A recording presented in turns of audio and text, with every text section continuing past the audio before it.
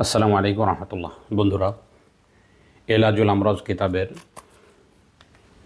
210 নম্বর পৃষ্ঠা থেকে আজকের আলোচনাটা করতে যাচ্ছি। আমরা সূরা নাস এবং ফালাক দিয়ে জিন্নাত অথবা জাদুর সমস্যা, যে কোনো সমস্যার জন্যে সূরা নাস এবং ফালাক দিয়ে আমরা কিভাবে রোগীর রুকিয়া করতে পারি সেই বিষয়টা নিয়ে আজকে আমরা আলোচনা করতে যাচ্ছি।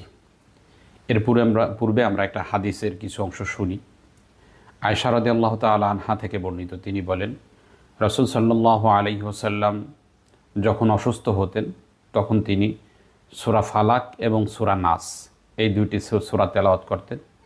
অতঃপর হাতে ফুঁক দিয়ে যেই স্থানে সমস্যা ব্যথা অনুভব করতেন ওই স্থানে ভুলাই দিতেন এবং নবীজি সুস্থ হয়ে যেতেন। আয়েশা রাদিয়াল্লাহু তাআলা আনহা বলেন, যখন নবীজির অসুস্থতা তীব্র আকার ধারণ করলো এবং তিনি এই কাজগুলো করতে পারতেছিলেন না, তখন আয়েশা রাদিয়াল্লাহু তাআলা আনহা বলেন যে আমি সূরা ফালাক এবং নাস এই দুইটি সূরা তেলাওয়াত করে আমার হাতে ফুঁক দিয়ে নবীজির শরীরে এটা ভোলাই দিচ্ছিলাম। আশা ছিল এটা যে এই দুই সূরার বরকত যেন নবী করিম সাল্লাল্লাহু আলাইহি ওয়াসাল্লামের ওপর বর্ষিত হয়। এরপরে যখন নবীজির ঘামে তার চেহারা ভিজে গেল, কপাল ভিজে গেল, তখন তিনি বলেন আর রফিকুল আলা। আয়েশা রাদিয়াল্লাহু তাআলা আনহা বলেন যে আমি তখন বুঝলাম যে নবীজি আমাদের থেকে বিদায় নিয়ে চলে যাচ্ছেন।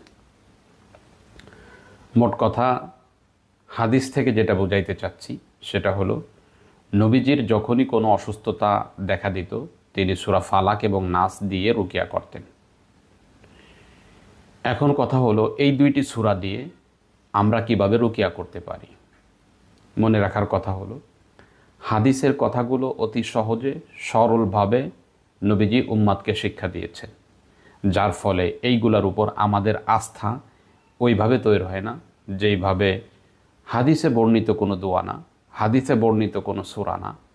যদি কোনো আকাবির কিতাবের মধ্যে কোনো বিষয়টাকে জটিল করে শক্তভাবে লিপিবদ্ধ করে তাহলে ওইটার প্রতি আমাদের মন আকর্ষণ হয় বেশি।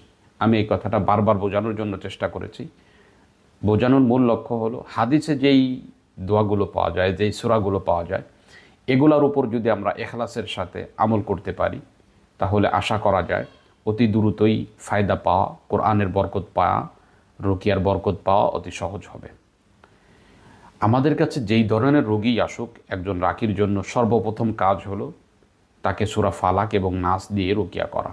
সেটা হতে পারে জিনের রোগী, হতে পারে জাদুর রোগী, অথবা যে কোনো সমস্যার জন্যে আপনি তাকে সূরা ফাতিহা দিয়ে রুকিয়া করবেন, সূরা ফালাক এবং নাস দিয়ে রুকিয়া করবেন। কিভাবে করবেন?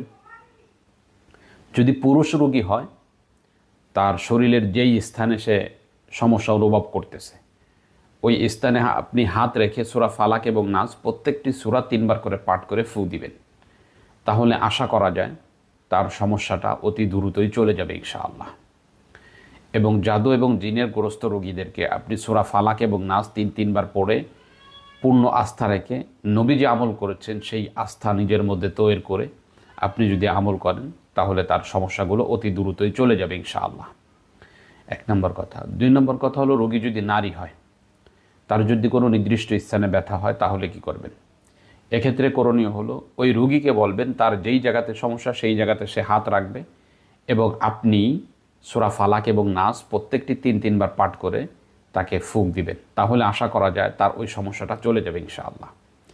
এবং যদি জিনের রোগী হয় তাহলে তার মাথার উপর আপনি হাত রেখে সূরা ফালাক এবং নাস 3 বার পাঠ করে আপনি যদি রোগীকে ফু দেন তাহলে আশা করা যায় আপনার রোগী অতি দ্রুতই সুস্থ হয়ে যাবে ইনশাআল্লাহ। তো আজকে এ পর্যন্তই। দেখা হবে অন্য কোনো দিন অন্য কোনো বিষয় নিয়ে। আসসালামু আলাইকুম ওয়া রাহমাতুল্লাহ।